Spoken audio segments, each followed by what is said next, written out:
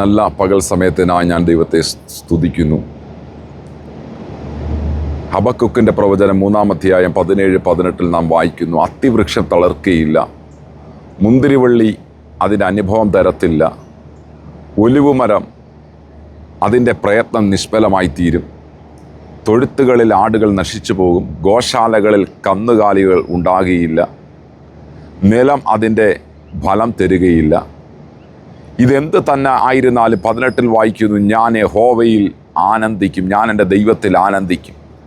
സമൃദ്ധിയുടെ അനുഭവത്തിൽ ആർക്കും ദൈവം നല്ലവനാണെന്ന് വിളിച്ചു പറയാൻ കഴിയും. പക്ഷേ ബുദ്ധിമുട്ടുകൾ, പ്രയാസം, രോഗം, പ്രതിസന്ധി, എല്ലാ വഴികളും മുൻപിൽ അടയപ്പെട്ടിരിക്കുമ്പോൾ ദൈവം നല്ലവനാണെന്ന് എത്ര പേർക്ക് പറയാൻ കഴിയും? പ്രതിസന്ധിക്കകത്ത്, പ്രതികൂലത്തിൻ്റെ നടുവിൽ, ഒറ്റപ്പെടലിൻ്റെ നടുവിൽ എല്ലാ വഴികളും അടയപ്പെടുമ്പോൾ ഇനിയും ഒരു വഴിയും എൻ്റെ മുൻപിൽ ഇല്ലെന്ന് നാം ചിന്തിക്കുമ്പോൾ അവിടെ നിന്ന് എത്ര പേർക്ക് ഇന്ന് പകൽക്കാലം പറയാൻ കഴിയും, എൻ്റെ ദൈവം ജീവിക്കുന്നു? നോക്കിയേ, മുന്തിരി അതിൻ്റെ അനുഭവം തരുന്നില്ല, അത്തിവൃക്ഷം കായ്ക്കുന്നില്ല, ഒരു പ്രതീക്ഷയ്ക്ക് വകയില്ലെങ്കിലും ഭക്തൻ പറയുക, ഞാൻ എൻ്റെ ദൈവത്തിൽ ആനന്ദിക്കും. പ്രതിസന്ധി എന്തുമാകട്ടെ, രോഗം പ്രാർത്ഥിച്ചിട്ട് മാറുന്നില്ല, സാമ്പത്തിക ഞെരുക്കം മാറുന്നില്ല, ഒരു വഴിയും മുൻപിലില്ല. പക്ഷേ ആ അവസ്ഥയിലും നിനക്ക് ദൈവത്തിൽ ആനന്ദിക്കാൻ കഴിയണം. അവൻ ഒരു വ്യക്തിയുടെ ആത്മീക ജീവിതത്തിൻ്റെ ഏറ്റവും പ്രധാനപ്പെട്ട ഘടകം. അവൻ സാഹചര്യങ്ങളെല്ലാം അനുകൂലമാകുമ്പോൾ സന്തോഷിക്കാനും കൈയടിക്കാനും ആരാധിക്കാനും പ്രസംഗിക്കാനും എല്ലാവർക്കും വളരെ എളുപ്പമാണ്. പക്ഷേ ജീവിതത്തിൻ്റെ ഒറ്റപ്പെടൽ, പ്രതികൂലം, രോഗം, പ്രതിസന്ധിയുടെ നടുവിൽ ദൈവത്തെ അവൻ എല്ലാവർക്കും ആരാധിക്കാൻ കഴിയത്തില്ല, എല്ലാവർക്കും ദൈവത്തോട് പ്രാർത്ഥിക്കാൻ കഴിയത്തില്ല.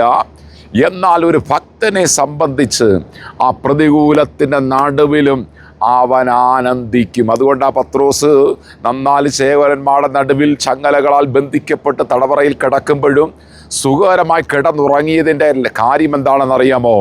അവന് ദൈവത്തിനകത്ത് ആനന്ദമുണ്ട്. അതുകൊണ്ടല്ലേ പൗലോസ് കാരാഗ്രഹത്തിൽ കിടക്കുമ്പോഴും സന്തോഷിപ്പിൻ എന്ന് ഞാൻ നിങ്ങളോട് പിന്നെയും പറയുന്നു.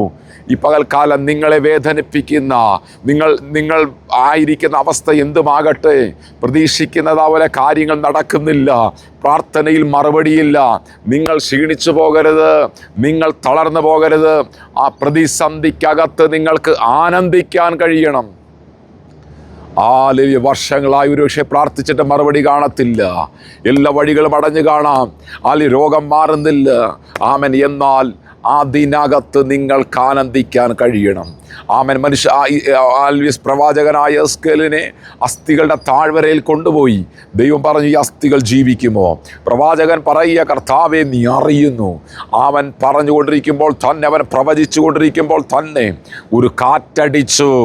അസ്ഥിയോട് ചേർന്ന് ഒരു സൈന്യമായി എഴുന്നേൽപ്പിച്ചതുപോലെ ഈ പകൽക്കാലം എന്നെ ശ്രവിക്കുന്നവരോട് ഞാൻ വിളിച്ചു പറയട്ടെ, ആമൻ. ഏറ്റവും ഉണങ്ങിയ അവസ്ഥയായിരിക്കാം, ഒരു സാധ്യതയില്ലാതായിരിക്കാം. പക്ഷെ നിങ്ങൾ അവിശ്വാസം ആമൻ ഇവിടെ പറയരുത്, നിങ്ങൾ നെഗറ്റീവ് പറയല്ല്. നിങ്ങൾക്ക് വേണ്ടി ഇന്ന് പകൽക്കാലം എൻ്റെ ദൈവം ഒരു കാറ്റടിപ്പിക്കാൻ പോകുക. ഏറ്റവും ഉണങ്ങിയതാകട്ടെ, ഒരു പ്രതീക്ഷയ്ക്കും വകയില്ലാത്തതായിരിക്കട്ടെ, എന്നാൽ ഒരു കാറ്റ് ഇന്ന് പകൽക്കാലം നിങ്ങൾക്ക് വേണ്ടി അടിക്കാൻ പോകുക. ഒരു കിഴക്കൻ കാറ്റ് കൊണ്ട് ചെങ്കടലിനെ 2ആയി വേർതിരിച്ച് തൻ്റെ ജനമായ ഇസ്രായേൽ ജനത്തെ മുൻപോട്ട് നടത്തിയതുപോലെ ഈ പകൽക്കാലം ഈ വചനം ശ്രവിക്കുന്ന ആരോടൊക്കെയോ ദൈവാത്മാവ് പറയുന്നുണ്ട്, നിന്റെ മുൻപിൽ ആമൻ എരിഹോവുന്ന പോലെ നിൽക്കുന്ന, ചെങ്കടൽ പോലെ നിൽക്കുന്ന, മാനുഷികപരമായ ഒരു കാരണവശാലും ഇതിനെ മറികടക്കാൻ കഴിയത്തില്ല.